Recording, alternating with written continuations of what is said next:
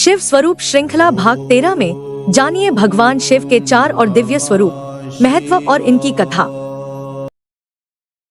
आइए आज आपको बताते हैं शिव के भवानीपद स्वरूप के बारे में तथा यह रूप इन्हें कैसे मिला। भवानीपद भगवान शिव का वह दिव्य स्वरूप है जिसमें वे माता भवानी अर्थात आदिशक्ति पार्वती के स्वामी रूप में पूजित होते हैं। यह रूप उन्हें तब प्राप्त हुआ जब देवी पार्वती ने कठोर तपस्या कर शिव को अपने पति रूप में प्राप्त किया और शिव ने उन्हें स्वीकार कर सृष्टि के संतुलन हेतु शक्ति और शिव के अद्वैत एकत्व को प्रकट किया। भवानीपद का अर्थ है भवानी के पति। यह स्वरूप दर्शाता है कि शिव शक्ति के बिना अधूरे हैं और शक्ति शिव के बिना निष्क्रिय। इस स्वरूप का रहस्य यह है कि शिव और शक्ति का मिलन ही सृष्टि, संचालन और संहार की प्रक्रिया को पूर्ण करता है। भवानीपद स्वरूप की उपासना से दाम्पत्य जीवन में प्रेम, संतुलन और समर्पण की भावना आती है। साथ ही यह भी शिक्षा मिलती है कि स्त्री और पुरुष का सम्मान और सहयोग जीवन के हर क्षेत्र में आवश्यक है। यह रूप हमें बताता है कि शिव केवल सन्यासी नहीं, एक आदर्श गृहस्थ, समर्पित पति और शक्ति के सम्मानकर्ता भी हैं। भवानीपद शिव की आराधना से भक्त को पारिवारिक सुख, सौहार्द और आध्यात्मिक संतुलन की प्राप्ति होती है। आइए आज आपको बताते हैं शिव के तारण स्वरूप के बारे में तथा यह रूप इन्हें कैसे मिला। तारण भगवान शिव का वह करुणामय और उद्धारकर्ता स्वरूप है जिसमें वे संसार सागर में डूबते जीवों को तारने वाले, उन्हें अज्ञान, पाप और मोह से निकालकर आत्मज्ञान और मोक्ष की ओर ले जाने वाले देवता के रूप में प्रकट होते हैं। यह रूप उन्हें तब प्राप्त हुआ जब उन्होंने अनेक बार संकट में फंसे देवों, ऋषियों और प्राणियों का उद्धार किया। तारण का अर्थ है तारने वाला, बचाने वाला।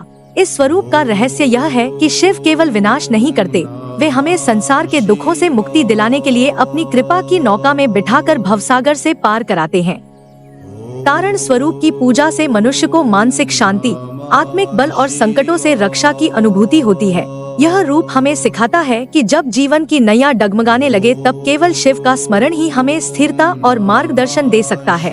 तारण शिव की उपासना से जीवन में समर्पण की भावना, भक्ति की गहराई और परमात्मा से मिलन की लालसा जागृत होती है, जिससे साधक धीरे धीरे संसार से ऊपर उठकर शिवमय हो जाता है।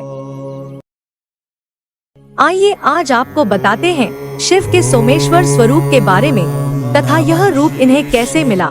भगवान शिव को सोमेश्वर कहा जाता है क्योंकि वे अपने मस्तक पर चंद्रमा को धारण करते हैं। शास्त्रों के अनुसार चंद्रदेव को दक्ष प्रजापति के श्राप के कारण क्षीण होने का अभिशाप मिला था, जिससे उनका तेज नष्ट होने लगा। तब चंद्रदेव ने भगवान शिव की घोर तपस्या की और उनकी कृपा से उन्हें अपने तेज को पुनः प्राप्त करने का वरदान मिला। भगवान शिव ने उन्हें अपने मस्तक पर स्थान देकर अमरत्व प्रदान किया। इस कारण वे सोमेश्वर कहलाए।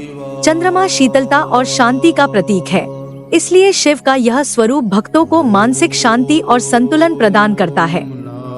सोमेश्वर की पूजा करने से चंद्र दोष समाप्त होता है, मानसिक अशांति और तनाव दूर होते हैं, मन स्थिर रहता है, स्वास्थ्य में सुधार होता है, सुख समृद्धि बढ़ती है, दाम्पत्य जीवन में प्रेम और सामंजस्य आता है, कार्यों में सफलता मिलती है। इस स्वरूप से हमें यह भी सीख मिलती है कि शिव ही सृष्टि के पालक और संहारक हैं, जो करुणा और दया से अपने भक्तों की हर विपदा को दूर करते हैं।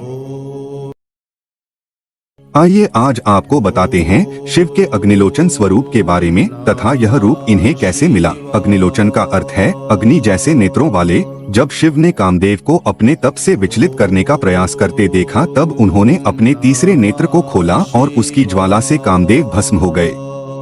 तभी से उन्हें अग्निलोचन कहा जाने लगा। उनके नेत्रों में केवल अग्नि की ज्वाला ही नहीं बल्कि ज्ञान, न्याय और शक्ति की ऊर्जा भी समाहित है। अग्निलोचन स्वरूप शिव के तेजस्वी, जागृत और संहारक पक्ष को दर्शाता है। उनके नेत्र अधर्म, अज्ञान और असत्य को सहन नहीं करते। इस रूप की उपासना से साधक को भीतर की दुर्बलताओं, इच्छाओं और विकारों को जलाने की शक्ति प्राप्त होती है।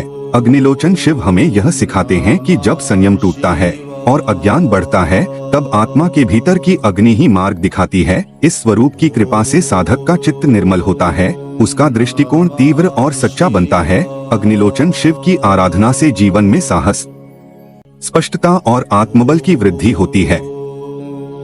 यह वीडियो देखने के लिए धन्यवाद। भगवान हनुमान जी की इस अद्भुत महिमा और भक्तिभाव को अधिक से अधिक लोगों तक पहुंचाने के लिए वीडियो को लाइक करें और चैनल को सब्सक्राइब करना न भूलें।